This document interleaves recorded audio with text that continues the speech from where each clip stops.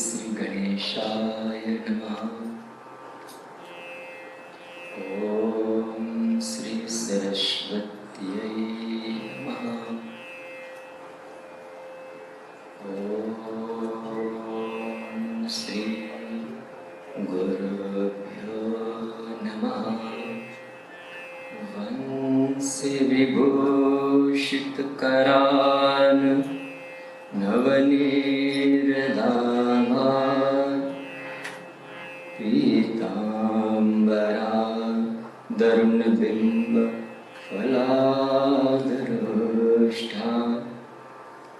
पूर्णेन्दु सुंदरमुखा दरविंदनेत्रा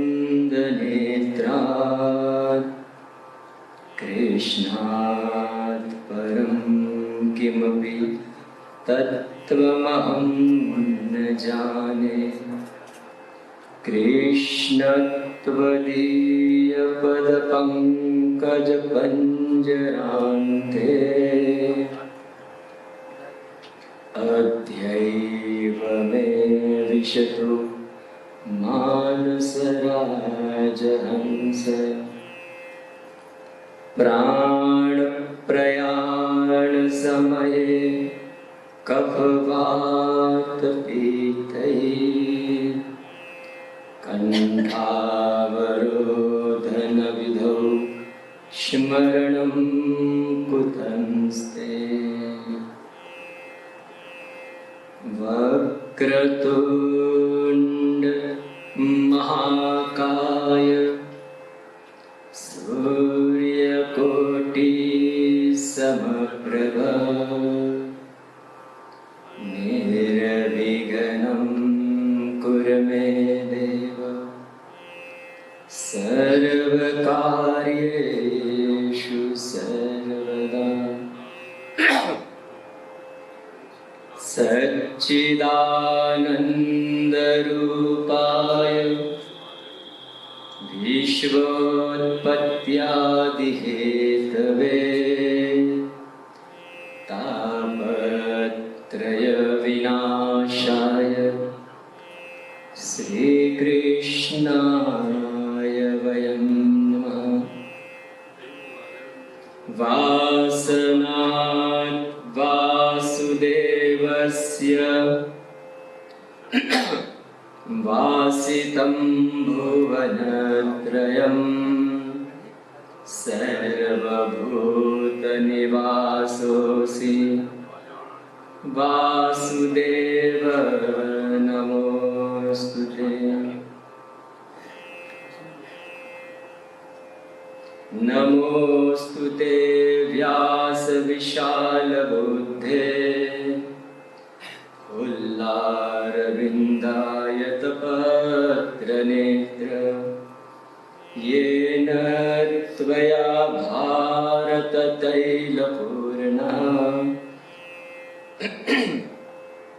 प्रज्वालितो ज्ञानमयः प्रदीपः। यं प्रव्रजन्तमनुपेतमपेतकृत्यं द्वैपायनो विरहकातर आजुहाव। पुत्रेति तन्मयतया तरवोऽभिनेदुः तं सर्वभूतहृदयं मुनिमानतोऽस्मि। या कुन्देन्दुशारहारधवला या शुभ्रवस्त्रान्त्रवृता या वीणावरदण्डमण्डितकरा या श्वेतपद्मासना या ब्रह्माच्युतशङ्करप्रभृतिभिर्देवैः सदा वन्दिता। सा मां पातु सरस्वती भगवती निःशेषजाड्यापहा। गजानंद गणपति महाराज की जय। श्री सुखदेव जी महाराज की जय। श्री व्यास जी महाराज की जय। श्री वल्लभाधीश की जय।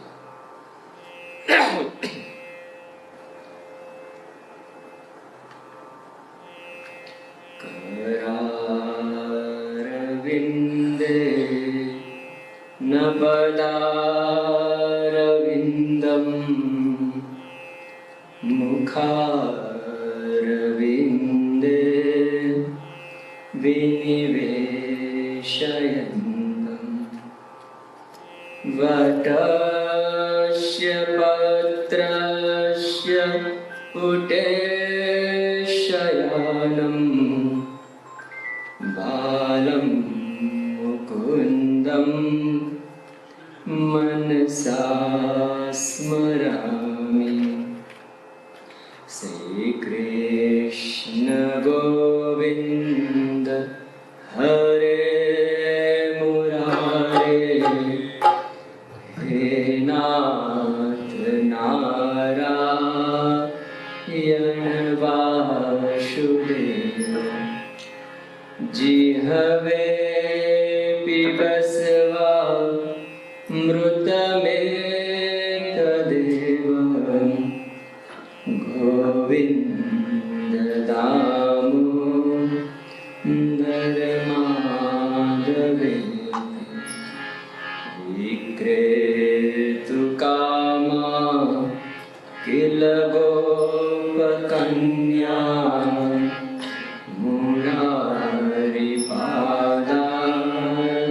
पितचित्तवृत्ति। दधियादिकं मोहवसादगोचर, गोविन्द दामोदर माधवेति।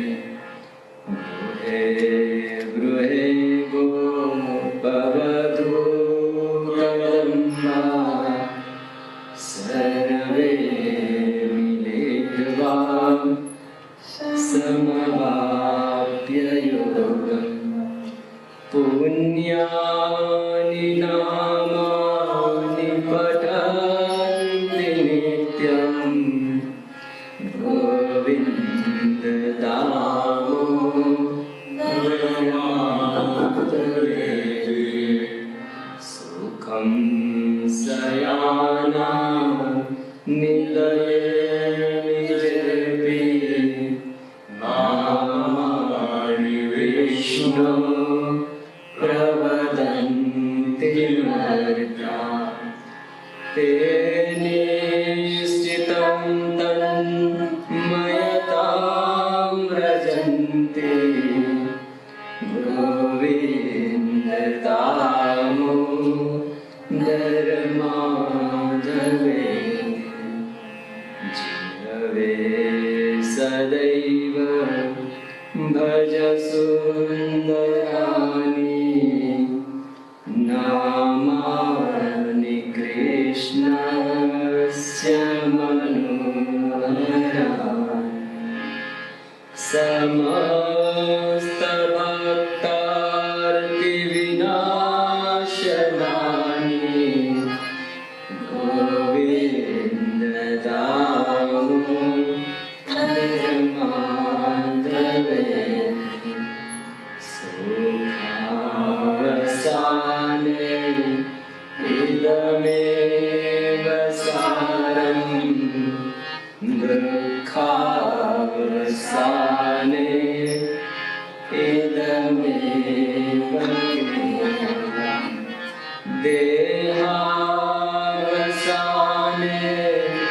इदमेव जाप्यम्, गोविन्द दामोदर माधवेति। श्रीकृष्ण राधा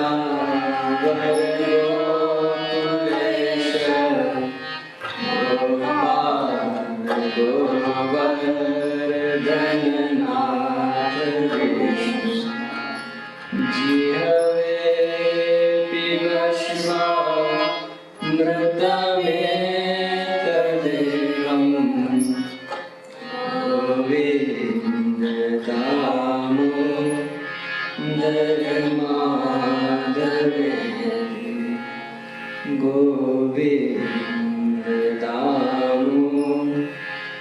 परमात्मने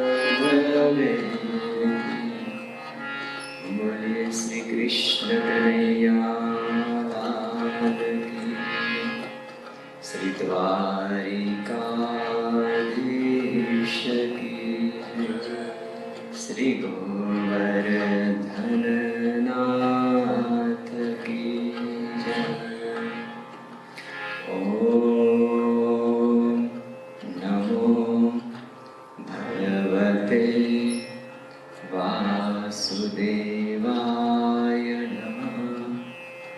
ओम श्री परमात्मने नमः। मधुर मधुर नाम सीताराम सीताराम मधुर मधुर नाम सीताराम सीताराम मधुर मधुर नाम सीताराम सीताराम मधुर मधुर नाम सीताराम सीताराम सीताराम सीताराम सीताराम सीताराम सीताराम सीताराम मधुर मधुर नाम सीताराम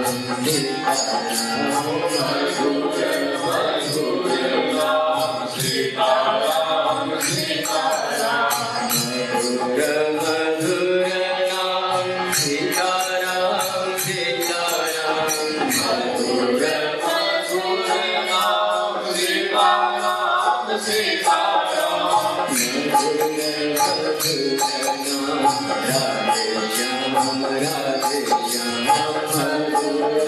मधुर नाम राधे श्याम राधे श्याम मधुर मधुर नाम राधे श्याम राधे श्याम मधुर मधुर नाम राधे श्याम राधे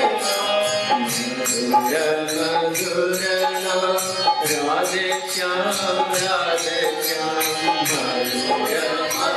मधुर नाम राधे श्याम राधे श्याम मधुर मधुर नाम राधे श्याम राधे श्याम मधुर मधुर नाम राधे श्याम राधे श्याम मधुर मधुर नाम राधे श्याम राधे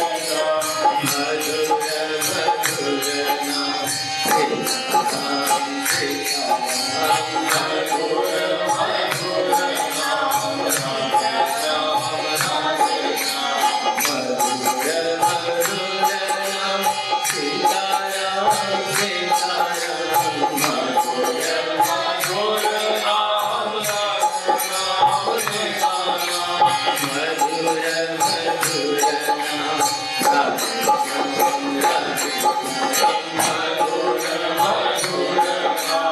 श्याम राधे श्याम मधुर मधुर नाम राधे श्याम राधे श्याम मधुर मधुर नाम राधे श्याम राधे श्याम राधे श्याम राधे श्याम राधे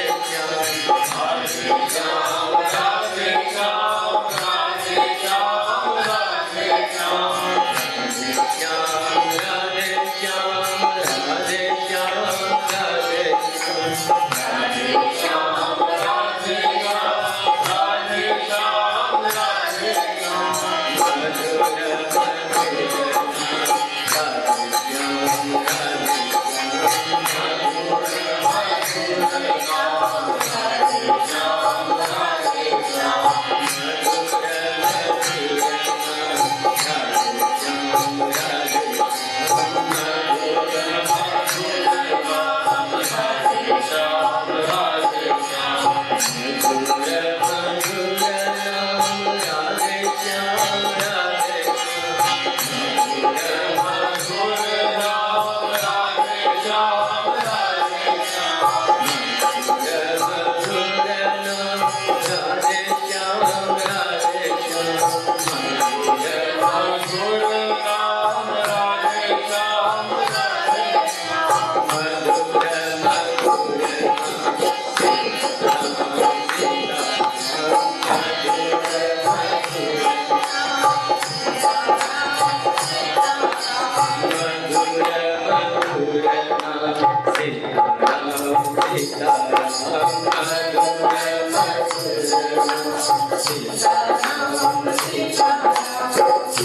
श्री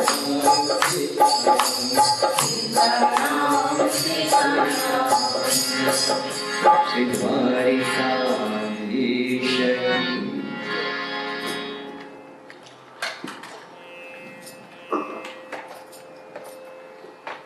परमात्मा की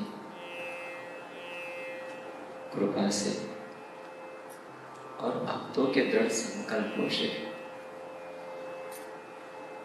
यह अति पवित्र और पावनकारी दिव्य अमृतमय कथा का रसपान ठाकुर जी के शरण में होने जा रहा है,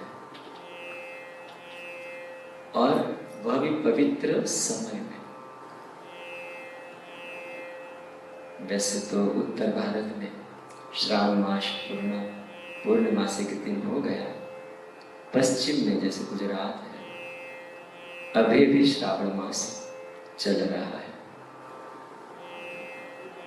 अमावस्या के दिन पूर्ण होता है। तो कहने का तात्पर्य यही था कि हरि और हर का यह जो समन्वय है अति दिव्य है। हम सब बहुत बहुत सौभाग्यशाली हैं कि ऐसे पावन समय में ठाकुर जी के लीलाओं का गुणगान गाने का सौभाग्य मिल रहा है। परमात्मा के दिव्य जो कथा रूप में वाणी है अलौकिक है। यह जो कथा हम करने जा रहे हैं वह बहुत कल्याणकारी है, सभी पापों को नाश करने वाली है, और सबसे बड़ी चीज कहूं तो अमृत देने वाली है। वैसे तो आप सभी ने कई बार संतों के मुख से, ज्ञानी जनों के मुख से अति पावनकारी यह दिव्य कथा को सुना होगा। उन्होंने अपने ज्ञान के अनुसार, मति के अनुसार हम सबको इसका लाभ प्राप्त करवाया। सच बताऊं तो हरि अनंत, हरि कथा अनंत। भगवान की दिव्य लीला का वर्णन सच बताऊं तो बहुत अपार है, अनंत है। इस छोटे से मुख से तो कहना ही असंभव है। सच बता रहा हूं, असंभव है।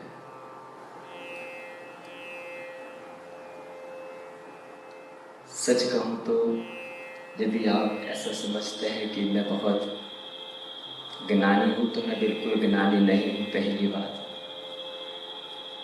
यदि आपको लगता है कि मैं बहुत भक्ति भाव से, अतुल भक्ति मेरे में है, तो वो भी नहीं है। न मेरे में ज्ञान है, न मुझे बोलने की क्षमता है। लेकिन संतों के मुख से मैंने सुना है, भला का संग हो तो सब काम भला ही भला होता है। भला का संग हो तो भला ही भला होता है।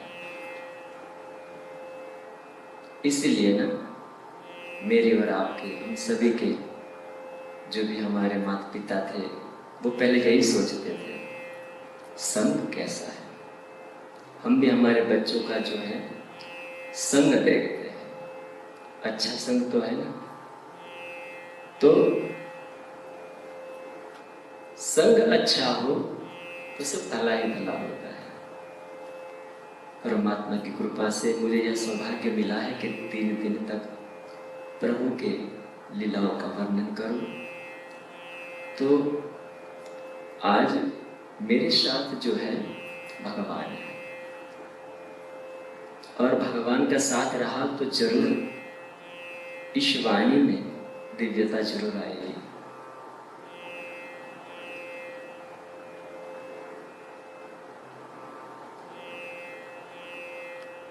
तीन दिन तक हम भगवान श्री कृष्ण की लीलाओं का वर्णन करेंगे, लेकिन यह जो दिव्य भगवान श्री कृष्ण की लीला है, यह उत्तम दिव्य लाभ हमें कैसे प्राप्त हुआ। सबसे पहले तो हमें यह जानना पड़ेगा कि प्रभु की लीला का वर्णन कैसे प्राप्त हुआ। तो एक बार सौनक आदि ऋषियों ने सूत जी महाराज को प्रश्न किया कि हे प्रभु, यह जो श्रीमद् भागवत इतना बड़ा रहस्य कब लिखा गया, कौन से युग में इसका आरंभ हुआ और किसने इस दिव्य महाग्रंथ को रचा। हे सूत जी महाराज, कृपा करके इस दिव्य ग्रंथ के बारे में हमें बताइए।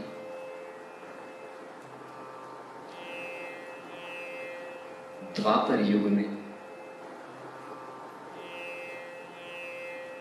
पाराशर के पुत्र और सत्यवती के पुत्र श्री वेद व्यास जी का जन्म हुआ था।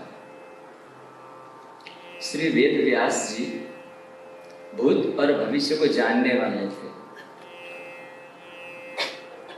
त्रिकाल ज्ञानी थे। श्री वेद व्यास जी ने एक बार ध्यान में बैठे थे। संतों का यही काम है, ध्यान और तप करना। ध्यान करते करते कलयुग के दर्शन हो गए। दर्शन में क्या देखा? सभी मनुष्य जीवों को दुखी देखे, अंधश्रद्धा से भरे हुए देखे, सभी में दुर्गुण था, तीनों तापों के दुखों से भरे हुए थे। कौन से? आदि दैविक, आध्यात्मिक और आदि भौतिक। जब यह ज्ञात हुआ, तब भगवान श्री वेद व्यास ने जगत के कल्याण के लिए चारों वेदों का विस्तार किया। ऋग्वेद, यजुर्वेद, सामवेद और अथर्ववेद। उसके बाद भी व्यास जी ने देखा कि यह दिव्य महापुरुष वेद पुरुष का अध्ययन तत्वों से ही जाना जाता है, और मुझे लगता है कि यह मनुष्य जीव जो है वेदों के तत्वों को सरलता से नहीं जान पाएंगे। तब उन्होंने 17 पुराणों की रचना किया। जब हम स्कूल में जाते हैं या कॉलेज में भी जाते हैं पढ़ने के लिए ना, तो एक ही चीज को ना 10 बार बताते हैं। क्यों? कि जिससे ना हम उसको भली भांति समझ पाए। उसी प्रकार से संतों ने भी, भगवान वेद व्यास जी ने भी बहुत विस्तार से धर्मों के ज्ञान को बहुत बड़ा विस्तार दिया, महाभारत की भी रचना कर दी। किंतु उसके बावजूद भी उनको मन की शांति नहीं मिल रही थी, बिल्कुल चिंतित रहते थे। और एक बार तो बिल्कुल एकांत में बैठ गए, शांत चित्त होकर, और श्री नारद जी वहां पर आए। नारायण नारायण। नारद जी ने कहा, महाराज आप इतने दुखी क्यों हैं? क्यों इतने चिंतित हो? तब वेद व्यास जी ने कहा, हे महर्षि नारद जी, मैंने धर्मों का पूरा ज्ञान प्राप्त कर लिया, सनातन धर्मों का, ब्रह्म का ज्ञान प्राप्त कर लिया, फिर भी मुझे संतुष्टि नहीं है, मुझे मन की शांति नहीं मिल रही है। ये कौन कह रहा है? वेद व्यास जी, जो परमात्मा का ही स्वरूप है। तब नारद जी ने कहा, महाराज, आपने सभी ग्रंथों को रच लिया, किंतु भगवान श्री कृष्ण की बाल लीलाओं का वर्णन नहीं किया। भगवान कृष्ण की प्रेममय कथा को नहीं किया। हे प्रभु, आप भगवान श्री कृष्ण कथा कहिए।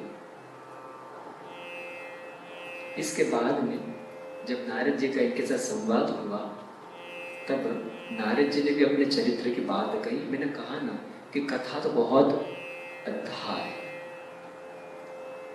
वाणी का विराम नहीं ले सकते। ये नारद जी ने क्यों कहा वेद व्यास मुनि को? क्योंकि नारद जी ने खुद ने इस भगवान श्री कृष्ण के नाम का अनुभव किया था।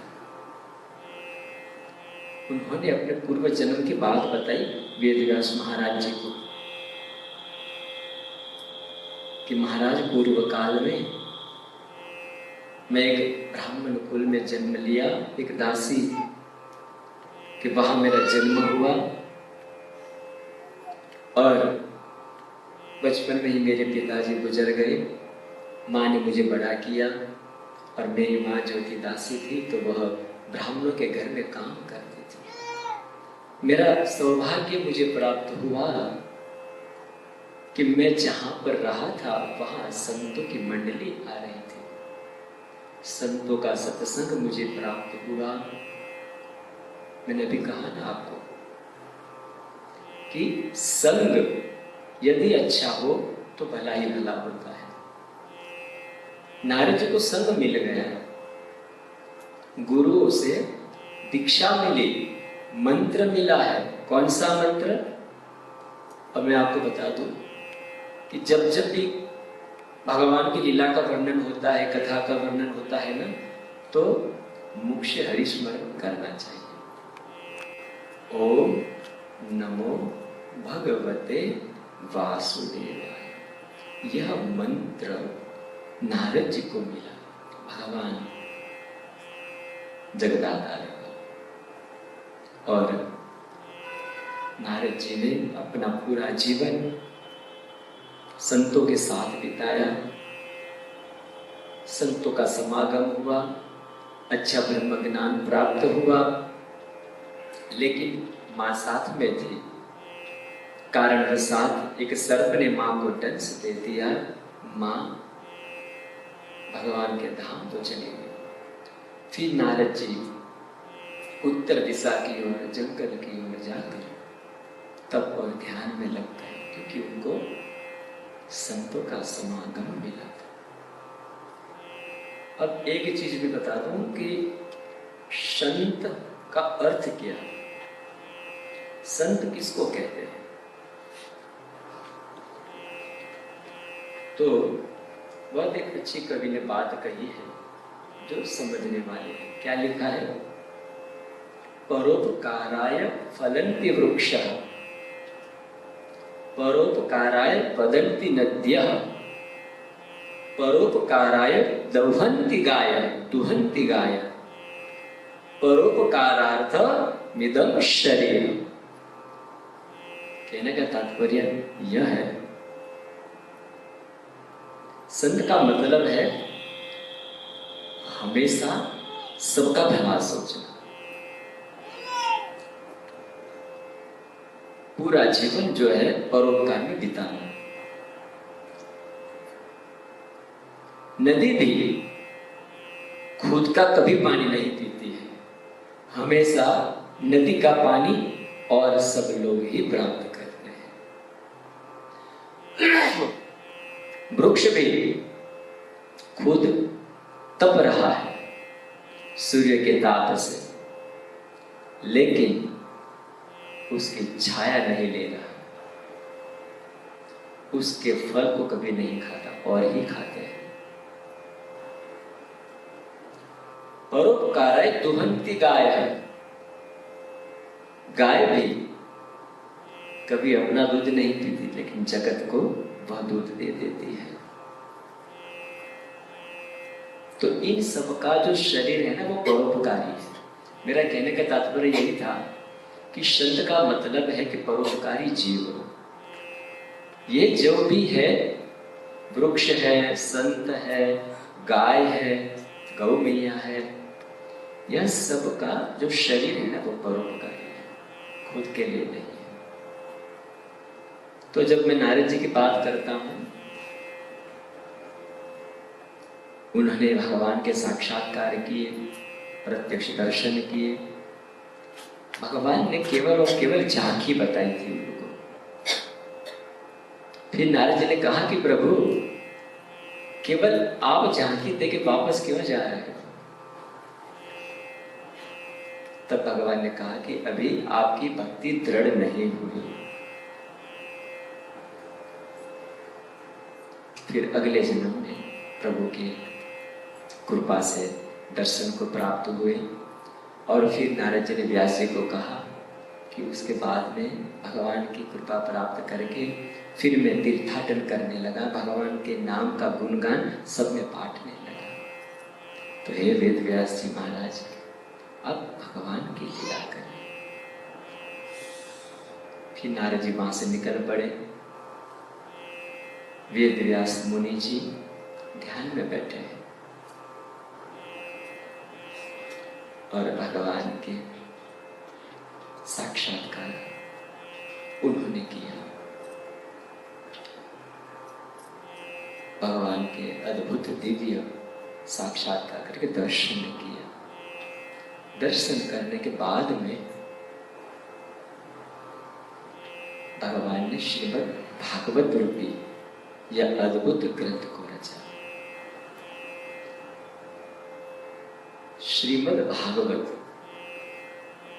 इसका अर्थ क्या है? पहले तो यह समझना पड़ेगा, भागवत का अर्थ क्या है।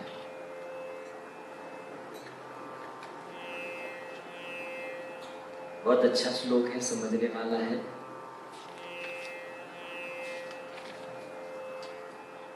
कहते कि भाष्यते सर्व वेदेषु गीयते नारद या आदिभिः वदन्ति त्रिषु लोकेषु तरन्ति भवसागराः। कितनी बढ़िया बात बताई, ध्यान से समझिएगा। इसका अर्थ क्या लिखा है? भाष्यते सर्व वेदेषु, सभी वेदों का सार भागवत है। भाष्यते सर्व वेदेषु, इसमें 4 अक्षर है, भा, ग, व और त। तो पहला क्या? भाष्यते सर्व वेदेषु, सभी वेदों का सार है। क्योंकि हम और आप, हम सभी है ना, सभी वेदों को न तो पढ़ पाएंगे, न उनके तत्वों को जान पाएंगे, कभी नहीं जान पाएंगे। इसलिए वेद व्यास जी ने कहा कि सभी वेदों का सार है। भाष्यते सर्व वेदेषु गीयते नारद या आदिभिः। इसका गायन किसने किया? सुखदेव जी महाराज ने और नारद जी ने, उनका विस्तार किया। फिर क्या लिखा है? वदन्ति त्रिषु लोकेषु, जिनकी महिमा तीनों लोकों में है। सच बताऊं तो जब सुखदेव जी ये भागवत जी का सौनक आदि ऋषियों को ये कथा सुना रहे थे, तब इंद्र भगवान को मन में भाव जगा कि ये 7 दिन तक लगातार सुखदेव जी कर क्या रहे हैं। ब्रह्मा जी के पास गए, इंद्र भगवान पूछते हैं कि प्रभु ये क्या चल रहा है। तब ब्रह्मा जी ने कहा, यह श्रीमद् भागवत की कथा चल रही है। ये अमृत से भी दिव्य है। ब्रह्मा जी ने कहा ऐसा है? तो बोले हाँ, अमृत से भी दिव्य है। ठीक है, तब तो मैं भी उनको जाके कहता हूं कि मुझे पहले कथा सुना। इंद्र भगवान वहां पहुंचे, सुखदेव जी को कहने लगे मुझ पर कृपा करके मुझे भी ये कथा सुनाइए। मैं जो है ना आपको अमृत प्रदान कर रहा हूं। अब अमृत का मतलब क्या है? अमरत्व। तो यहां पर सुखदेव जी ने कहा इंद्र पहले तो इस कथा के आप योग्य नहीं हो। क्या कहा? इंद्र इस कथा के आप योग्य हो ही नहीं कि मैं आपको कथा सुनाऊं। तो एक चीज बता दूं मैं आपको, ये हम जो कथा सुन कर रहे हैं ना, ये भी बहुत बड़ा सौभाग्य है। ये हर किसी का भगवान के अनुग्रह के बिना ये कथा संभव ही नहीं है। सुखदेव जी ने कहा कि आप अमृत भी प्रदान करेंगे तो भी मैं यह कथा आपको नहीं दूंगा। तो ये अमृत से भी सर्वश्रेष्ठ है, जिनका तीनों लोकों में महिमा है। और सच बताऊं तो इंद्र भगवान क्यों आए थे यहाँ पे पृथ्वी लोक पे कथा सुनने? क्योंकि स्वर्ग में भी भगवान की लीला का वर्णन नहीं होता है। भगवान की कथा स्वर्ग में भी असंभव है। ये केवल और केवल मनुष्य जीव को ही सौभाग्य मिला है। सच बता रहा हूं, हमें सौभाग्य मिला है। और इस दिव्य में कथा को सुनकर हम सबको भगवान तार लेते हैं। कहां पे? इस भव से, भव सागर से तार लेते हैं। इस कथा का हमें जो 3 दिन का सौभाग्य मिला है, यदि हम बड़े श्रद्धा भाव से तन्मय होकर भगवान की लीला का, कथा का हम अभ्यास करेंगे तो जरूर, जैसे परीक्षित को 7 दिन में मुक्ति मिली थी, शायद भगवान हमको भी दे दें। लेकिन हाँ, इसमें आगे कथा में बताया है कि वक्ता कैसा होना चाहिए और श्रोता भी कैसे होने चाहिए। इसका भी महिमा बताया है कि वक्ता कैसे होने चाहिए। सुखदेव जी कैसे वक्ता थे? अवधूत थे सुखदेव जी। पूरे के पूरे मन से भगवान की लीला का गुणगान गा रहे थे। मन सिर्फ और सिर्फ हरि में रहा है। और श्रोता कैसा होना चाहिए? परीक्षित जैसा। कान सिर्फ और सिर्फ भगवान की लीला में ही होने चाहिए, कथा में ही होने चाहिए। आजकल हम कथा तो सुन रहे हैं, कई सालों से सुन रहे हैं। जैसे परीक्षित राजा को 7 दिन में मुक्ति मिल गई, विमान भी आया स्वर्ग में से और परम धाम को प्राप्त हो गए, तो हमारे लिए क्यों नहीं आया विमान? क्यों भगवान ने हमको मुक्ति नहीं दिया? कारण है हमारी वासना, हमारा मोह। जब तक मोह और वासना छूटेगी नहीं, तब तक भगवान के दर्शन असंभव है। तो मेरा यही कहना था कि वक्ता भी और श्रोता भी कैसे होने चाहिए? श्रेष्ठ होने चाहिए, तब जाके परमात्मा की कृपा प्राप्त होती है। तो भाष्यते सर्व वेदेषु गीयते नारदयादिभिः। फिर क्या लिखा? वदन्ति त्रिषु लोकेषु तरन्ति भवसागराः। इसका दूसरा भी अर्थ है, बहुत अच्छा है, समझने लायक है। भागवत, भा यानी भक्ति, ग यानी ज्ञान, व यानी वैराग्य और त यानी त्याग। इस 4 शब्दों से पूरा भागवत है। भक्ति का मतलब सुखदेव जी क्या बताते हैं? त्रिपुंड लगाना, माला घुमाना, इसको भक्ति नहीं बताया। सुखदेव जी भक्ति की व्याख्या करते हैं। उच्च कोटि का भक्त वो है जिससे कभी हरि नाम छूटता नहीं। क्या कहा? उच्च कोटि का भक्त वो है जिससे कभी हरि नाम छूटता नहीं। केवल और केवल हरि में ही मन लगा रहा है। जिसका मन केवल हरि में लगा रहा है वही सच्चा भक्त है। भागवत यही कहती है। फिर क्या कहा? ज्ञान। ज्ञान का मतलब ये नहीं कि हम अच्छे अच्छे बैचलर बन जाए, पीएचडी ले ले, या हम अच्छा अच्छा ज्ञान प्राप्त करें। सुखदेव जी ये नहीं बता रहे। सुखदेव जी क्या कहते हैं? भगवान थे, भगवान है और भगवान ही सब कुछ कर रहा है। यदि ये आपको और मुझको ज्ञान प्राप्त हो जाए तो ये सर्वश्रेष्ठ ज्ञानी है। सुखदेव जी ने कहा है जिसने ज्ञात कर लिया कि भगवान थे, भगवान है और भगवान ही सब कुछ कर रहा है। और फिर तो का मतलब है त्याग। त्याग की बहुत अच्छी व्याख्या की है सुखदेव जी ने। सुखदेव जी क्या कहते हैं? त्याग का मतलब है कि आपके सामने 56 लोग की थाली पड़ी है लेकिन मन नहीं होना चाहिए खाने का, ये त्याग है।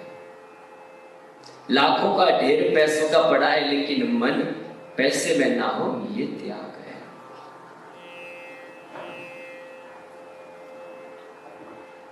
सुखदेव जी कहते हैं कि जो कथा में जाने के लिए रोक रहा है,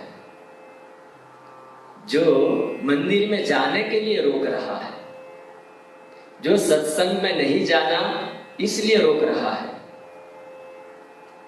तो उनका जो त्याग करता है वो ही सर्वश्रेष्ठ त्यागी है। लिखा है यहां सुखदेव जी ने, बहुत अच्छा लिखा है। सबसे बड़ा त्यागी वही है जिसने उन लोगों का त्याग कर दिया जिन्होंने भक्ति के लिए रोका। रामायण में भी लिखा है ना, बहुत बढ़िया बात लिखी, देखो। तजियो पिता प्रहलाद विभीषण बंधु भरत महतारी। क्या लिखा है? तजियो पिता प्रहलाद, पुत्र ने पिता का त्याग किया है। प्रहलाद ने पिता का त्याग किया। क्यों? क्योंकि भक्ति और भगवान के कर्म में मना कर रहे थे, पिता का त्याग कर दिया। विभीषण बंधु, विभीषण अपने भाई का त्याग किया। क्यों? क्योंकि भगवान की भक्ति के लिए मना कर रहा था। जो भगवान का नाम लेने के लिए मना करते हैं उनका सर्वथा त्याग करना चाहिए। भरत महतारी, भरत जी ने माता का त्याग किया था और आश्रम में जाके रहे थे, तो ये त्याग होना चाहिए। जो भगवान के नाम नहीं लेने के लिए आपको उत्सुक कर रहा है। बलि गुरु तज्यो केत ब्रज बनी लगी। बलि राजा ने गुरु का त्याग किया, शुक्राचार्य जी का त्याग किया था। संकल्प लेने के लिए मना कर रहे थे, भगवान का सत्कर्म करने के लिए मना कर रहे थे। तो सुखदेव जी कहते हैं जो हरि नाम के लिए आपको अवरोध दे रहा है उसका सर्वथा त्याग करना चाहिए। तो ये पूरा भागवत का अर्थ था। भक्ति, ज्ञान, वैराग्य और त्याग। एक बार व्यास जी को किसी भक्त ने प्रश्न किया। क्या किया? कि हे व्यास जी महाराज, कथम भूतम कृष्णा, अब हम कृष्ण पर आ रहे हैं। क्या कहा? कथम भूतम कृष्ण, हे व्यास जी मुनि, कृष्ण कौन है, कृष्ण कैसे है, कृपा करके हमें बताइए, उसका इंट्रोडक्शन तो दीजिए। कृष्ण क्या है, उसकी बायोग्राफी क्या है, हम सबको जानने की इच्छा है। वैसे भक्तों की भी इच्छा हुई। तब व्यास जी मुनि ने एक छोटे से श्लोक से ना, बहुत चमत्कारी श्लोक है और मुझे लगता है कि इस श्लोक में पूरी भागवत है। व्यास जी ने बहुत सुंदर जवाब दिया। देखो भगवान कैसे उसकी व्याख्या कर रहे हैं। सच्चिदानंद रूपाय विश्वोत्पत्त्यादि हेतवे तापत्रय विनाशाय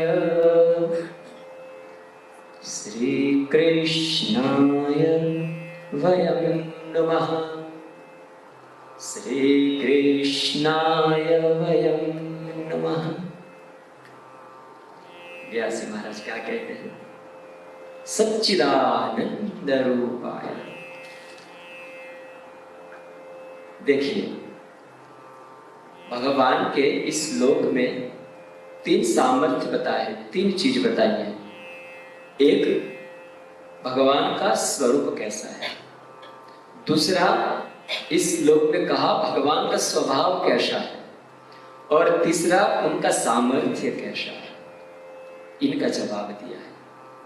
जब हम किसी, हमारी खुद की बेटी होती है तो यदि हम लेते हैं, बेटी याद देते हैं ना, तो हमें ये तीन चीज ही देखनी चाहिए किसी में भी।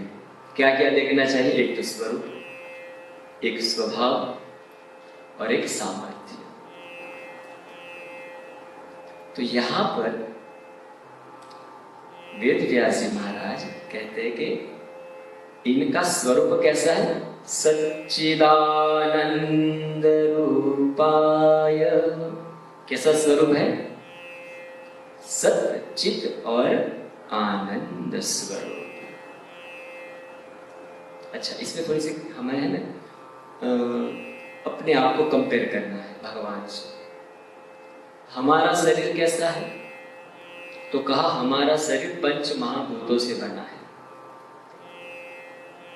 और भगवान का शरीर कैसा बताया है?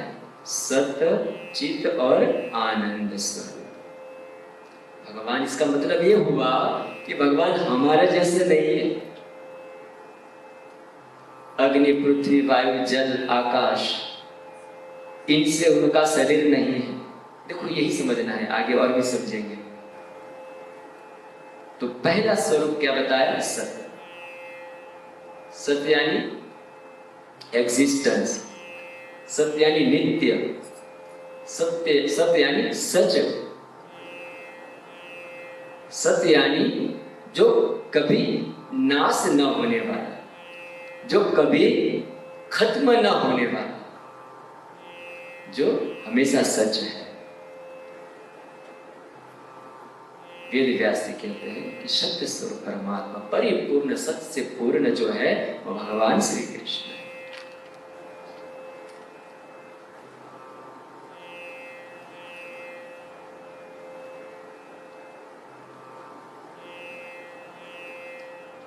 और दूसरा स्वरूप क्या बताया? चित्त। चित्त यानी ज्ञानमय। भगवान का स्वरूप कैसा है? ज्ञानमय। जैसे हमारे सबके अंदर ज्ञान कहाँ है? इस मस्तिष्क में। पर भगवान का जो चित्त है, जो ज्ञानमय स्वरूप है, वो हर एक अंगों में बसा हुआ है, हर एक अंग में है। हाथ में, पैर में, शरीर में, आंखों में, सभी में भगवान ज्ञानमय है। इसलिए ब्रह्म संहिता में ब्रह्मा जी ने लिखा है, बहुत अच्छी बात बताई। अंगानि यस्य सकलेन्द्रिय वृत्ति मति पश्यन्ति पंति कलयन्ति चिरंजगन्ते। ये भगवान की चीज बता रहे हैं। क्या बता रहे हैं? अंगानि यस्य सकलेन्द्रिय वृत्ति, हर एक ही अंग से ना सभी अंगों का वो ज्ञान प्राप्त करवा देते हैं परमात्मा। एक अंग से पूरा शरीर के अंगों का। क्या लिखा है?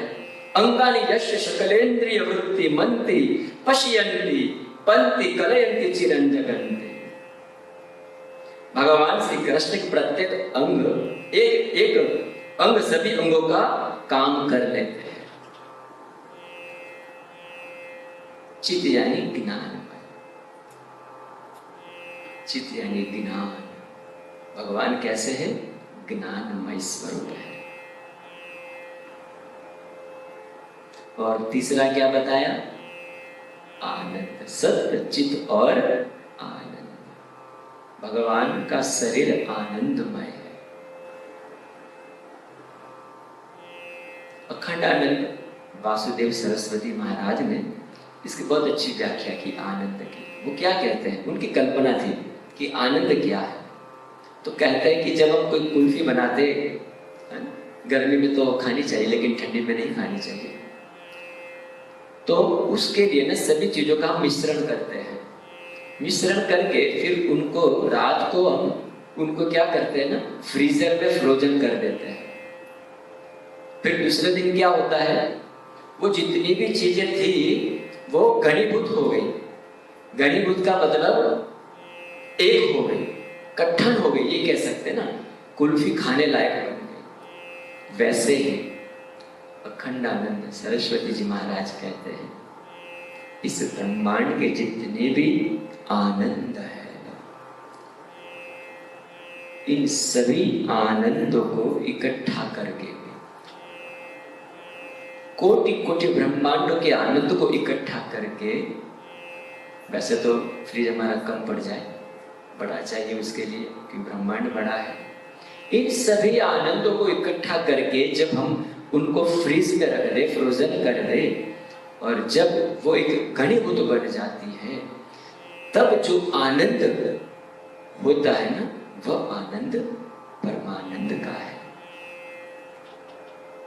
आनंद स्वरूप है परमात्मा, आनंद से परिपूर्ण वह श्री कृष्ण भगवान है। तो इनका इस स्वरूप का व्याख्या क्या किया? सत्य चित आनंद स्वरूप परमात्मा है। अच्छा, अब सिर्फ स्वरूप से थोड़ी काम चलेगा, स्वभाव भी तो देखना पड़ेगा ना कि स्वभाव कैसा है। अब किसी का स्वभाव विचित्र हो, गुस्सा नाक पर जो है, गुस्सा हमेशा नाक पर ही रहता हो, अब इसे क्या बात करने का मन करेगा हमारा? स्वभाव ही जब विचित्र हो, बात बात पे गुस्से हो जाना, तो स्वभाव भी जरूरी है। हमें भी जानना पड़ेगा भगवान का स्वभाव कैसा है। तो वेद व्यास जी ने आगे क्या लिखा? विश्वोत्पत्त्यादि हेतवे। कैसा है उनका स्वभाव? है विश्व आदि की उत्पत्ति करना। केवल एक घर या एक ऑफिस की बात नहीं है, पूरे विश्व की उत्पत्ति करना, ये स्वभाव है भगवान श्री कृष्ण का। विश्वोत्पत्ति आदि हेतवे। आदि का मतलब क्या है? विश्वोत्पत्ति आदि लिखा है, विश्वोत्पत्ति आदि, उसकी उत्पत्ति तो करना, लेकिन आदि का मतलब मेंटेन भी करना, उसको अच्छी तरह से संभालना। तो ये स्वभाव का गुण है। चाहे कैसे भी परिस्थिति जीवन में आए, अपने आप में कंट्रोल में रहना, उस परिस्थिति को सामना करना। देखो, ये एक एक चीज समझने वाली है। मैं आपको सच बताऊं तो छोटे से छोटे जीव से लेके बड़े से बड़े जीव तक को मेंटेन करना ये छोटी बात नहीं है। हम एक पत्नी के तो एक दो बच्चे हमारे, उनको नहीं संभाल पाए, समाज को क्या संभाल पाएंगे? तो ये तो विश्व की बात है। स्वभाव देखो भगवान का कैसा है? विश्वोत्पत्ति आदि हेतु। जिन्होंने विश्व को उत्पन्न किया है, विश्व का सर्जन किया है, वह भगवान श्री कृष्ण जो सबको मेंटेन करते हैं। समय पे जल रखना, समय पे भगवान सूर्य को भी मेंटेन रखना, वायुदेव को भी समय पे रखना, ये सब भगवान श्री कृष्ण का स्वभाव है। तो देखो स्वभाव कितना बढ़िया है भगवान श्री कृष्ण का। अच्छा, स्वरूप भी अच्छा हो गया, स्वभाव भी अच्छा हो गया, लेकिन सामर्थ्य भी तो अच्छा होना चाहिए। लड़की आप घर पे शादी करके लेकर तो आते हो, लेकिन खाना ही अच्छा नहीं बनाएगी तो क्या काम का? सामर्थ्य ही नहीं है, केवल स्वरूप है, बाकी कुछ नहीं है, तो क्या काम का?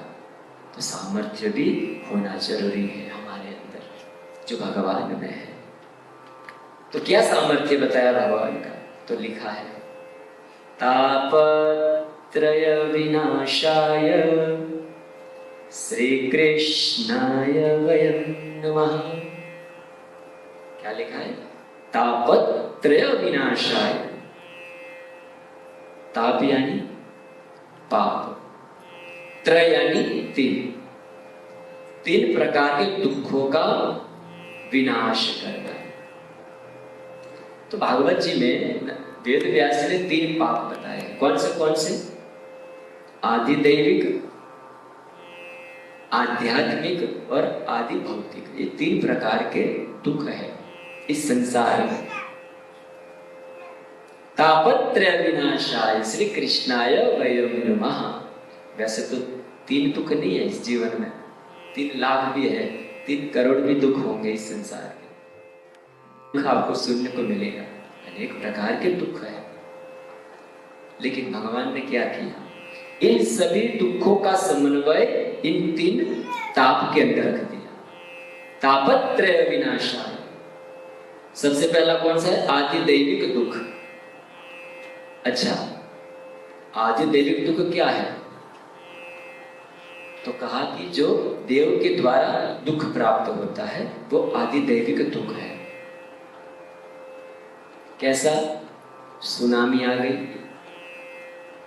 बाढ़ आ गई, साइक्लोन आ गया, ये आदि दैविक ताप है। फिर क्या बताया? आदि भौतिक ताप। दूसरा दुख जो हम सबका है, समाज का दुख, जिसको आदि भौतिक दुख, ये भी एक प्रकार का ताप है। और जब समाज की बात करें तो सच बताऊं तो चाणक्य जी ने तो कहा कि शत्रु तो शस्त्र से मारता है, लेकिन समाज की जो वाणी है ना, वो जीवन भर हमें दुख देती है। शत्रु का जो वार है वो तो क्षणिक है, थोड़े दिनों में उसका जो घाव है ना वो भर जाएगा, लेकिन समाज के भीतर का जो घाव है ना वो जन्मों जन्मों तक रहता है। तो आदि भौतिक दुख है। आजकल यही तो है समाज का दुख। 2-4 लोग इकट्ठे हो जाएंगे तो बस सत्संग तो होता नहीं है ज्यादा, लेकिन वो बाइडेन ने क्या कहा, यहाँ पर ये इसने क्या कहा, तो बाहर की ही बातें करते रहते हैं। समाज में जब जाते हैं तो वहां पर भी, हमारे भारत में तो बहुत रहता है, बातें केवल और केवल इस भौतिक सुखों की होती है। फलाने व्यक्ति ने तो इस साल इतनी ज्यादा खेती कर दी, इतनी बढ़िया फसल कर दी, तो वो बहुत धनवान है। तो यहाँ पर वेद व्यास जी कहते हैं कि दूसरा जो दुख है आदि भौतिक, ये बताया है यहाँ पे कि आदि भौतिक का जो दुख है उसको भी भगवान मिटाने वाले हैं। और तीसरा बताया है आध्यात्मिक दुख, और वह है मन का दुख। ये तीसरा ताप जो है ना वो हम सबका आजकल है, मन का दुख। मन है ना बहुत इच्छाएं प्रकट करता है, लेकिन जब इच्छा के अनुसार हमारा जीवन नहीं चलता है तो वो भी दुख देने लगता है। ये बड़ा दुख है, मन का दुख, ये आध्यात्मिक दुख है। तो भगवान जो है तापत्रय विनाशाय, देखो भगवान श्री कृष्ण का एक केवल नाम स्मरण करने से इस संसार के तीनों तापों का विनाश करने वाला। तापत्र विनाशाय श्री कृष्णाय वयं नमः। ऐसे श्री कृष्ण भगवान को मैं नमस्कार करता हूं। तो यहाँ पर भगवान के स्वरूप का, स्वभाव का और सामर्थ्य का हमें परिचय प्राप्त करवाया वेद व्यास जी। अब यहां पर भगवान श्री कृष्ण का जो अवतार है उसकी हम कथा करेंगे। तो पहले तो प्रश्न ये उठता है कि अवतार का मतलब क्या? हम अवतार किसको कहते हैं? और आजकल का ये प्रश्न भी है कि यदि भगवान अवतार लेते हैं तो फिर वो मरते क्यों नहीं है? जैसे हम भी मनुष्य, वो भी संसार में आए थे, वो भी मनुष्य बनकर आए थे। अब उन्होंने जब अवतार लिया तो मरने तो नहीं चाहिए, तो मरते क्यों हैं? ये भी प्रश्न है आज का। और कितने प्रकार के अवतार हैं, ये भी एक प्रश्न है। तो हम इन सभी का विस्तार से वर्णन करेंगे। बहुत अच्छी बात बताई है भगवान वेद व्यास जी ने। एक तो क्या प्रश्न था, भगवान का अवतार क्यों होते हैं? भगवान अवतरित होते हैं तो जन्म लेते हैं, तो फिर वो भगवान कैसे हुए? ये भी प्रश्न है। कितने प्रकार के अवतार होते हैं? अच्छा, इन अवतार का प्रयोजन क्या है? ये भी एक प्रश्न है।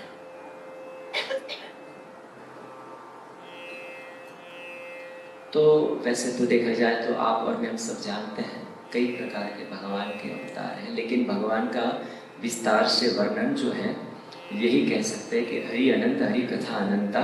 तो भगवान के तो अनंत अनंत अवतार बताए हैं।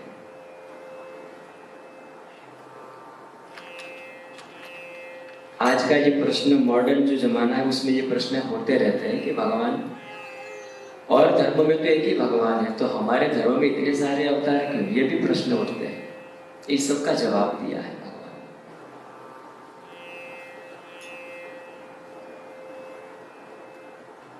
वैसे तो जैसे मैं कहूँ कि 100 साल पहले हर एक घर में जो है ना, रामायण, महाभारत, भागवत की पुस्तकें रहती थी।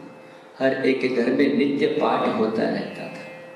हर एक को पता था भगवान के कितने अवतार हैं, धर्म क्या, भक्ति क्या, ज्ञान क्या। लेकिन आज किसी के घर में भी शायद मुझे लगता है कि किताब भी नहीं होगी।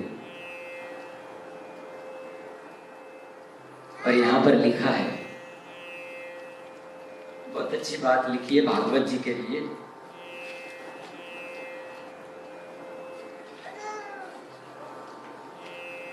कृष्णाय वासुदेवाय हरये परमात्मने प्रणत क्लेश नाशाय गोविंदाय नमो नमः। क्या लिखा है? भागवत की महिमा बताई है। न यस्य तिष्ठते शास्त्रम गृहे भागवतम कलो न तस्य पुनरावृत्ति याम्य पाशात कदाचन। क्या लिखा है? जिस घर में कलयुग में भागवत शास्त्र मौजूद नहीं होता उसको यमराज के पाश मतलब इनके बंधनों से छुटकारा नहीं प्राप्त होता है।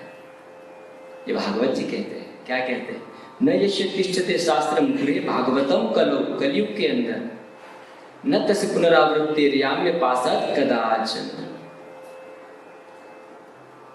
तो कहने का तात्पर्य ये हुआ कि केवल भगवान की पुस्तक रखने से भी आपकी मुक्ति हो जाती है। यही अर्थ है। तो पहला ही प्रश्न था कि कितने अवतार होते हैं, भगवान अवतार क्यों लेते हैं। तो पहला है कि भगवान अपनी इच्छा शक्ति से इस धरा पर आते हैं। अवतार यानी अवतरण, गोलोक में से पृथ्वी लोक में आना, इसी का नाम अवतार है। अवतार यानी अवतरण। एक तो अपनी इच्छा से प्रकट होना और दूसरा अपने भक्तों के प्रेम से, आग्रह से इस धरा पर अवतार लेना, ये दूसरा अवतार है। एक अपनी इच्छा शक्ति से संसार में आते हैं और दूसरा अपने भक्तों के अनुग्रह से, भक्तों के प्रेम से इस धरा पर आते हैं और तीसरा आध्यात्मिक नियत को पूरा करने के लिए इस धरा पर आते हैं। 3 प्रकार से परमात्मा इस संसार में अवतार लेते हैं।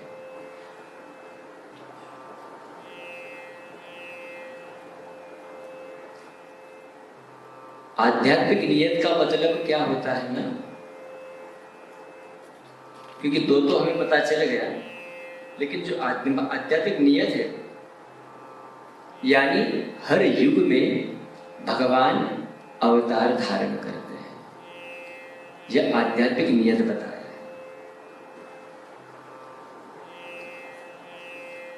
भगवान तो इन 3 प्रकार से आते हैं, लेकिन मनुष्य अपने कर्मों के आधार पर जन्म लेते हैं। मनुष्य पूर्व जन्म के कर्मों के आधार पर इस संसार में आते हैं, अपने कर्मों को पूरा करते हैं और वापस चले जाते हैं। और परमात्मा अपने लीलाओं को प्रकट करके अपने नियत आध्यात्मिक कर्मों को प्राप्त करके वह पुनः वापस चले जाते हैं। ये अंतर है। और दूसरा अर्थ बताया कि व्रज जन रंजन, भगवान क्यों आए संसार में? व्रज यानी लोगों के भक्ति के लिए। व्रज जन रंजन, संसार के लोगों को आनंद देने के लिए परमात्मा अवतार लेते हैं।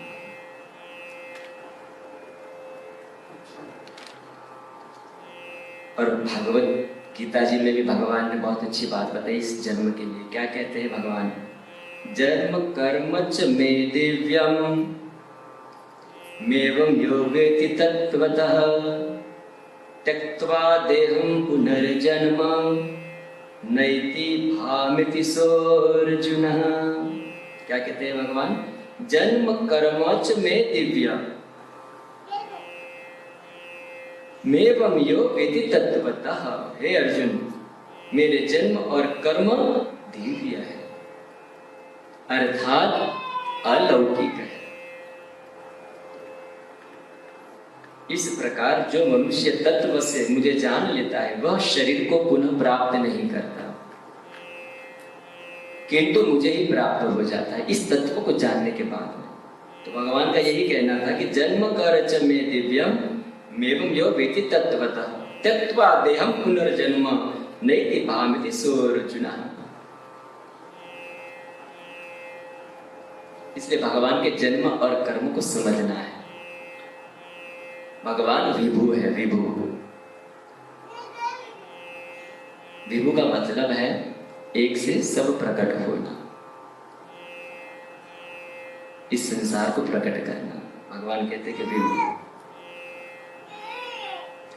और भगवद गीता जी में आगे इसी बारे में भगवान कहते हैं अहम सर्वस्य प्रभवो मत सर्वं प्रवर्तते इति मत्वा भजन्ते माम बुधा भाव समन्विता। भगवान कहते हैं कि अहम सर्वस्व प्रभवो, हे अर्जुन, मैं वासुदेव ही संपूर्ण जगत की उत्पत्ति का कारण। अहम सर्वस्व प्रभवो मत सर्वं प्रवर्तते इति मत्वा, यानी इस प्रकार समझकर श्रद्धा और भक्ति से युक्त बुद्धिमान भक्त जन मुझ परमेश्वर को ही निरंतर जो भजते हैं उन्हें मैं सर्वथा मुक्त करता। भगवान की अनंत अनंत लीला है। तो आइए थोड़ा सा भगवान का गुणगान गाते हैं, हरि को याद करते हैं कि हे प्रभु, हमारे इस मंदिर में भी जरूर पधारें। जो कुछ भी वाणी से यह कथा हो रही है, हे मेरे परमात्मा आप स्वीकार करना।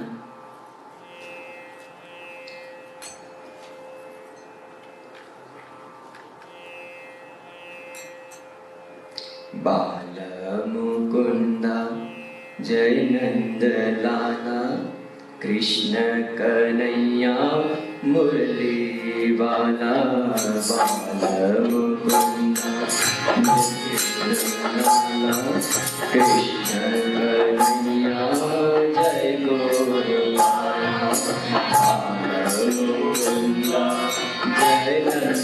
लाला, कृष्ण कन्हैया जय गोपाला। बाल मुकुंदा जय नंद लाला, कृष्ण कन्हैया जय गोपाला। बाल मुकुंदा जय नंद लाला, कृष्ण कन्हैया जय गोपाला। बाल मुकुंदा जय नंद लाला, कृष्ण कन्हैया जय गोपाला। बाल मुकुंदा जय नंद लाला, कृष्ण कन्हैया जय गोपाला। बाल मुकुंदा जय नंद लाला, कृष्ण कन्हैया जय गोपाला। बाल मुकुंदा जय नंद लाला, कृष्ण कन्हैया जय गोपाला। बाल मुकुंदा जय नंद लाला, कृष्ण कन्हैया जय गोपाला। बाल मुकुंदा जय नंद लाला, कृष्ण कन्हैया जय गोपाला। बाल मुकुंदा जय नंद लाला, कृष्ण कन्हैया जय गोपाला। बाल मुकुंदा जय नंद लाला, कृष्ण कन्हैया जय गोपाला। कृष्ण कन्हैया जय गोपाला।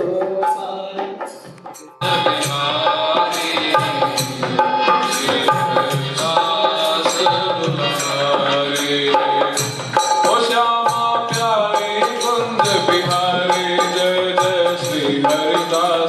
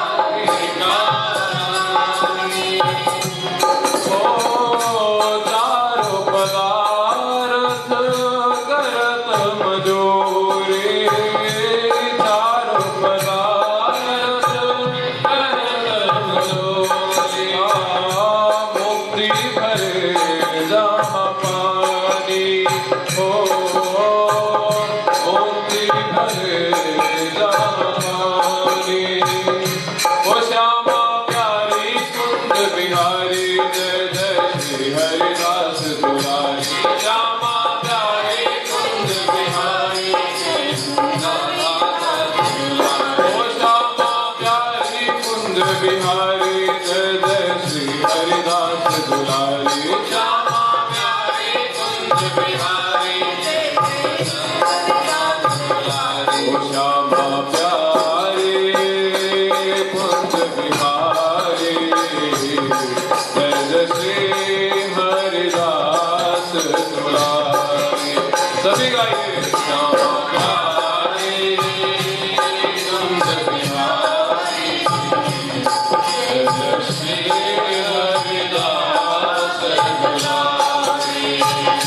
ओ श्यामा प्यारे कुंज बिहारी जय जय श्री हरिदास दुलारी श्यामा प्यारे कुंज बिहारी जय जय श्री हरिदास दुलारी ओ श्यामा प्यारे कुंज बिहारी जय जय श्री हरिदास दुलारी श्यामा प्यारे कुंज बिहारी जय जय श्री हरिदास दुलारी श्यामा प्यारे कुंज बिहारी जय जय श्री हरिदास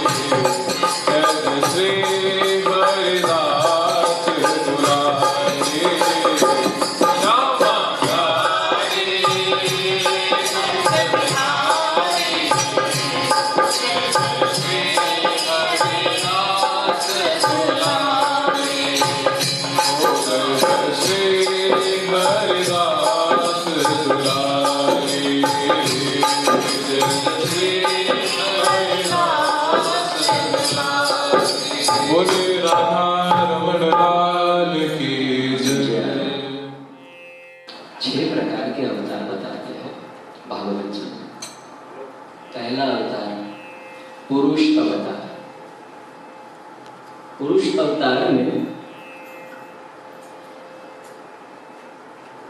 भगवान विष्णु गर्भोदक्षय, कारणोदक्षाय विष्णु, गर्भोदक्षाय विष्णु और शिरोदक्षाय विष्णु। इस प्रकार पहला अवतार परमात्मा भगवान विष्णु 3 है जिनको पुरुष अवतार बताया है। भगवान का दूसरा अवतार है लीला अवतार, जिसमें भगवान स्वयं अवतरित होते हैं भक्तों के अनुग्रह से। रामायण में तुलसीदास से लिखते हैं,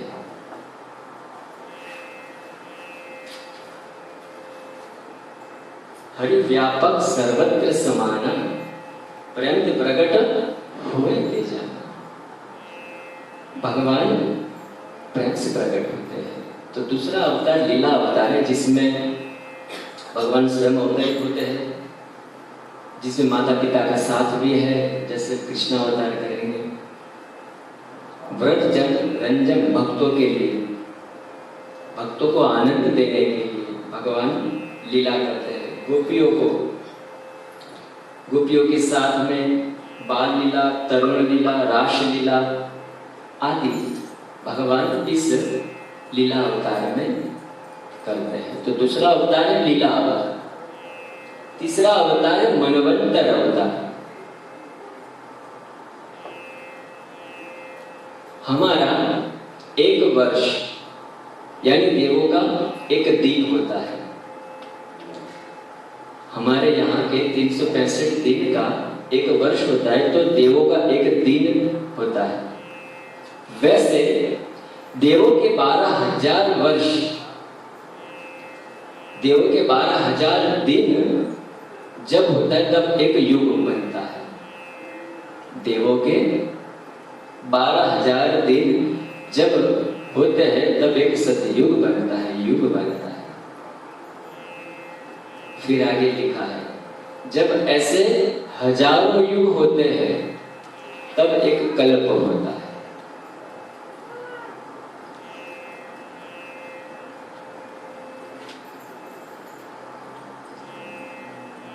मतलब चतुर्युग जब 1000 होते हैं, चतुर्युग यानी क्या? सतयुग, द्वापर, त्रेता और कलयुग। कलयुग इनकी कितनी आयु बताई है? 4,32,000, जिसमें से 5,000 के करीब करीब तो निकल चुके हैं। द्वापर की 8,64,000, 64,000। त्रेता युग की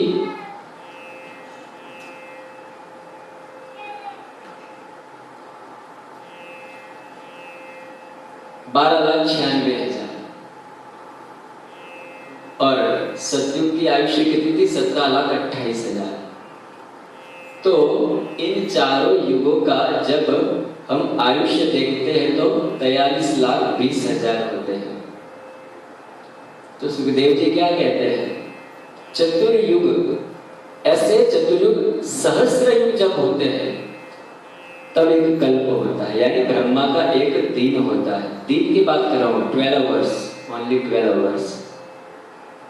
और इतने ही साल जब हो जाते हैं ना, तो ब्रह्मा की एक रात्रि होती है, जिसको एक कल्प भी कह सकते हैं। तो वैसे ही ब्रह्मा के एक दिन में 14 मनु आते हैं। ये मनवंतर अवतार की बात कर रहा हूं, उसमें भी भगवान आए हैं। तो हर एक कल्प में हर एक मनु बनकर भगवान आए हैं मनवंतर अवतार में।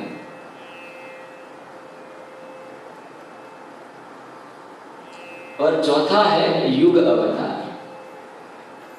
भगवान जो है हर युग में अवतार लेकर आते हैं।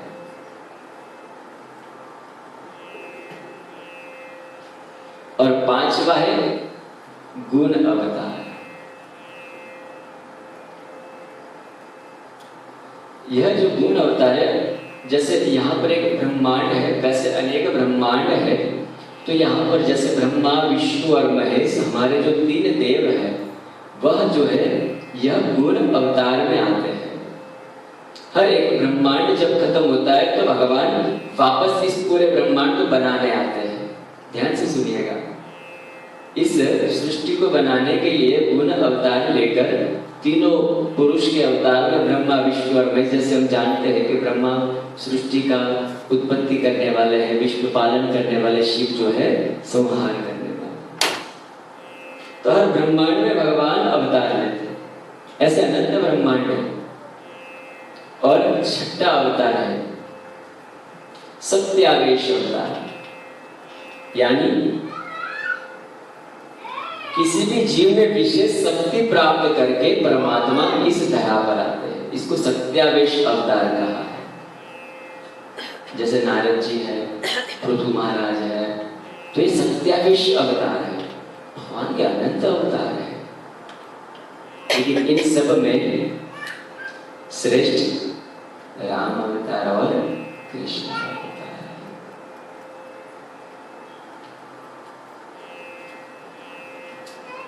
राम अवतार और भगवान सत्ता जो है कृष्ण अवतार। और यह सब चीजें जो है ना, कहते हैं ना रामायण में, भगवान कहते हैं कि बिनु सत्संग विवेक न होई, राम रूप बिनु शुलभ न सोई। यह सब जो है ना, सत्संग और विवेक से ही ध्यान में आती है ये सब बातें। एक भक्त ने कहा होगा सुखदेव जी को कि यदि हम गुस्से हो जाए और भगवान का नाम ले तो क्या भगवान स्वीकार कर लेते हैं? पूछा था।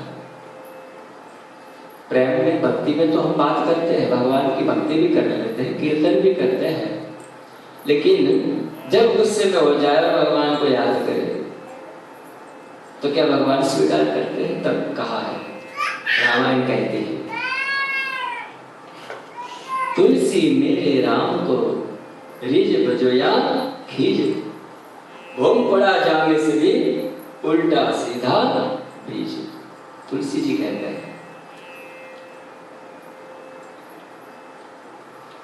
जमीन में जब हम बीज डालते हैं ना, भले वो उल्टा डालो या सीधा डालो, लेकिन वो उगता जरूर है। वैसे ही भगवान का जब हम नाम लेते हैं, भले आप प्रेम से लो या गुस्से में लो, लेकिन उसका फल मिलता जरूर है। नाम संकीर्तन करते रहना है।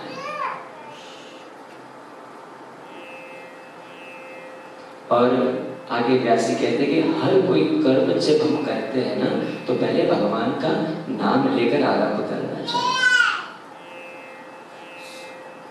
तुलसी जी इसमें भी कहते हैं, प्रबसी नगर कीजे सब काजा, हृदय राखी कौशलपुर राजा। गर्भ सुधा रिपु करे मिताई, गोपद सिंधु अनल शीतला। जीवन के सब काम जो है भगवान को समर्पित करते हुए, स्मरण करते हुए करने चाहिए। तो क्या होता है, विष भी अमृत बन जाता है। जैसे अभी ये प्रश्न उठा कि गुस्से में भी नाम ले सकते हैं, तो हाँ जरूर ले सकते हैं, फल मिल जरूर जाता है। तो भगवान कैसे हैं, कर्तुम और अकर्तुम, क्या कहा है, कर्तुम अकर्तुम समर्थ परमेश्वरा। भगवान कैसे हैं, जो चाहे वो सब कुछ वो कर सकते हैं, वो ही परमेश्वर है। कर्तुम अकर्तुम समर्थ परमेश्वरा।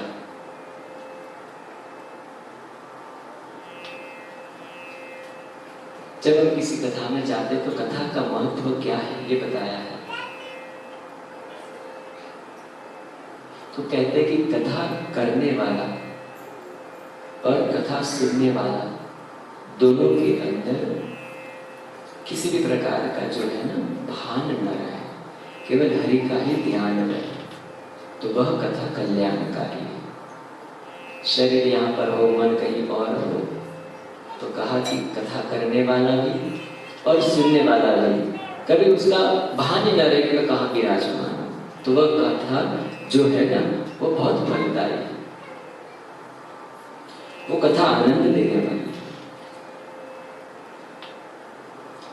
श्रीमद् भागवत में 10वें स्कंद जो है वह भगवान का हृदय है, वह निरोध लीला है। वैसे तो जितने भी स्कंद है वह पूरा भगवान का स्वरूप है।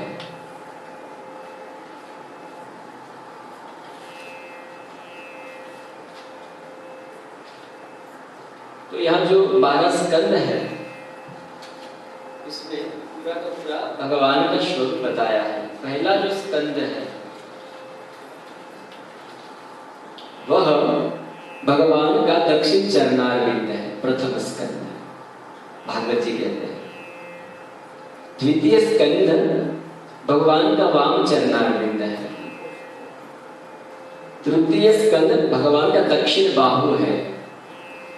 चतुर्थ स्कंद भगवान का वाम बाहु है। पंचम स्कंद भगवान के दक्षिण जांघ है। छठा स्कंद भगवान का वाम जांघ है और 7वां जो स्कंद है वो भगवान की दक्षिण हथेली है। 8वां स्कंद भगवान का दक्षिण स्तन है। 9वां स्कंद जो है भागवत जी का वो भगवान का वाम स्तन है और 10वां स्कंद जो है भगवान का हृदय है। 11वां स्कंद भगवान का मस्तक है और 12वां जो स्कंद है वह भगवान की वाम हथेली है। तो ये पूरा भागवत भगवान का दिव्यमय स्वरूप है। हर एक स्कंद में भगवान ने हर एक लीला इस जग के कल्याण के लिए बताई है। तो भगवान का 10वां स्कंद है वो निरोध लीला भी कहते हैं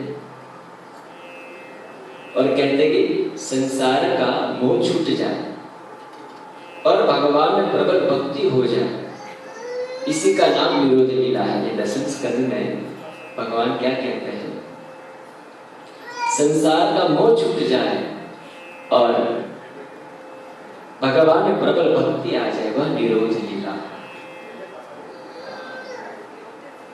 और जब सब प्रकार के मोह छूट जाए तो ब्रह्म के साथ संबंध होता है, भगवान कहते हैं।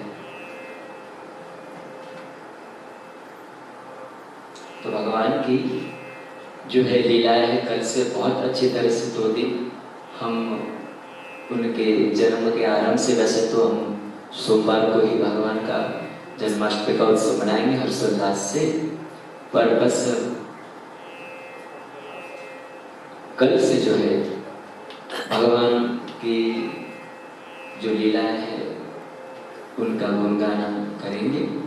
और कितना समय भगवान गोकुल में रहे, कितना समय भगवान मथुरा में रहे, गोकुल में क्या क्या लीलाएं की, मथुरा में क्या क्या लीलाएं की थी, कितना समय भगवान जो है द्वारिका में रहे, पूरा विस्तार से 2 दिन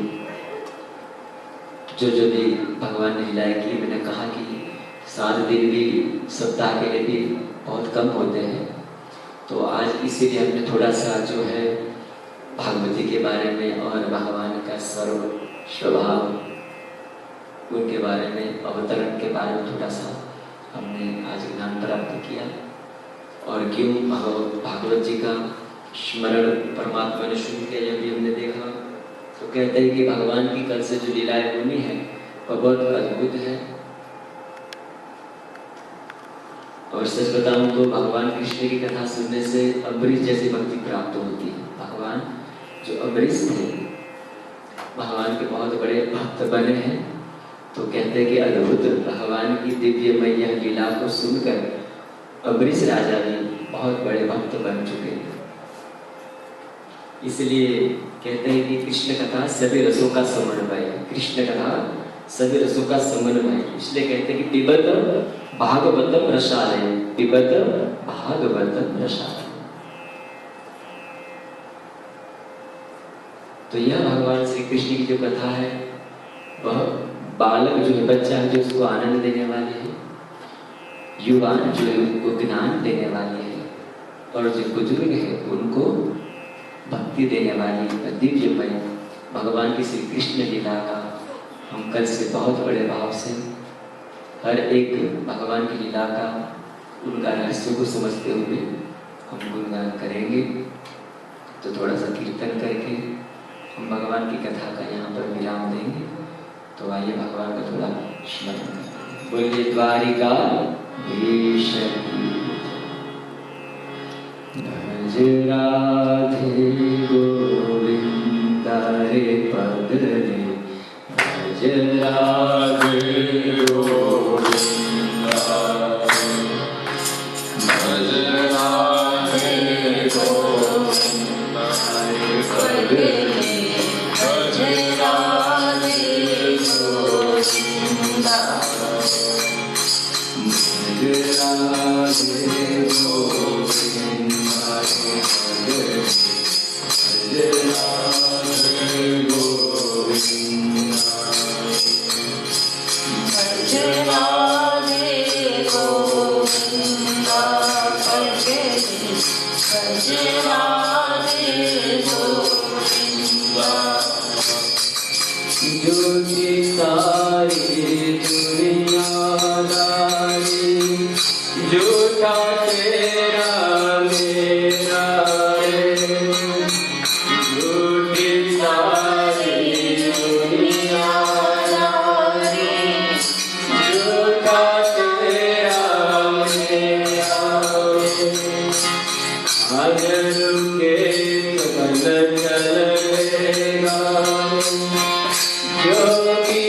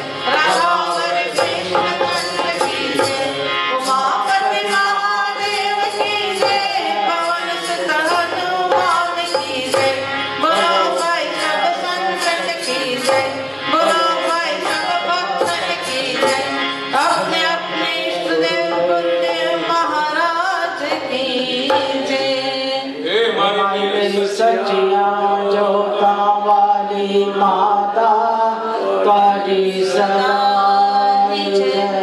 जयकारा शेरावाली का बोल साचे दरबार की जय।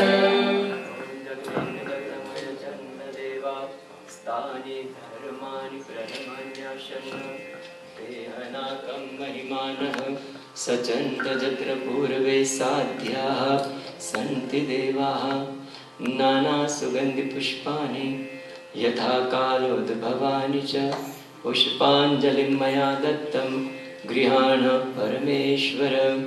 सर्वे भवन्तु सुखिनः सर्वे सन्तु निरामयाः सर्वे भद्राणि पश्यन्तु मा कश्चित् दुःखभाग् भवेत्। ओम शांति शांति शांति। धर्म की जय हो, अधर्म का नाश हो, प्राणियों में सद्भावना हो, विश्व का कल्याण हो। भारत माता की जय हो, सत्य सनातन धर्म की जय हो, गौ माता की जय हो, अपने अपने माता पिता की जय हो, अपने अपने गुरुदेव की जय हो, काशी विश्वनाथ महादेव की जय हो, श्री राधा कृष्ण भगवान की जय हो, श्री बाल मुकुंद लाल की जय हो, श्री लक्ष्मी नारायण देव की जय हो, सियावर रामचंद्र भगवान की जय हो, गजानंद गणपति महाराज की जय हो, श्री बालकृष्ण लाल की जय हो, शालिग्राम जी भगवान की जय हो, आद्य शक्ति अम्बे मात की जय हो, श्री पवन सुत हनुमान जी महाराज की जय हो, श्रीमद् भागवत महापुराण की जय हो। बोलो रे भाई 33 कोटि देवी देवताओं की जय। जय श्री राधे श्याम, जय जय श्री राधे श्याम, जय जय श्री राधे श्याम। जयकारा वीर बजरंगी हर हर महादेव, जयकारा वीर बजरंगी हर हर महादेव, जयकारा वीर बजरंगी हर हर महादेव, जयकारा शेरा वाली दा बोल साचे दरबार की। पापोहम पाप कर्माहम पापात्मा पाप शंभगम, त्राहि मां पुंडरीकाक्ष सर्व पाप हरो हरि, सर्व कष्ट हरो हरि, सर्व दुख हरो हरि। मंत्रहीनं क्रियाहीनं भक्तिहीनं सुरेश्वर, यद पूजितं मया देवं परिपूर्णं तदक्ष्व मे। यदक्षरपदभ्रष्टं मात्राहीनं यद् भवेत् तत्पदं क्षम्यतां देव। प्रसीद परमेश्वर, प्रसीद परमेश्वर।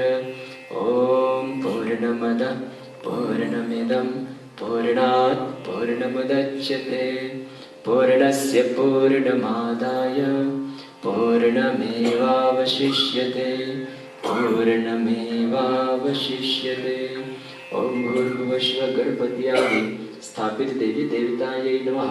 पवित्र भाद्रपद मासे शुभे कृष्ण पक्षः षष्ठम्या सप्तम्यायां तिथौ सायंकाले आरार्तिकं समर्पयामि। यद् यद् कर्म तत्सदिति श्री कृष्णार्पणमस्तु। बोलो श्री वृंदावन बांके बिहारी लाल की जय।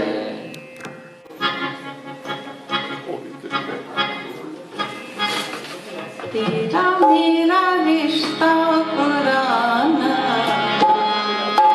तेरा मेरा रिश्ता पुराना, उसकी शाम में हूँ तेरा दीवाना, उसकी शाम में हूँ तेरा दीवाना।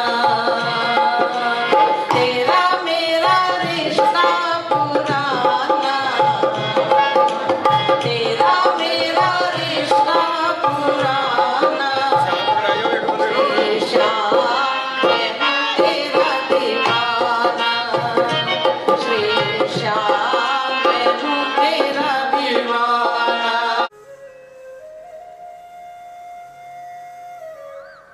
Hindu Mission of Canada 955 Bellechasse Saint East, Montreal. H2S1Y2 Tel, 514-270-5557 Facebook link, https://www.facebook.com/hindumission.canada.9/ YouTube all video link, https://www.youtube.com/@hindumissionofcanada4480/. Please like, share, subscribe to our YouTube channel. For further notification, press bell button for further notifications.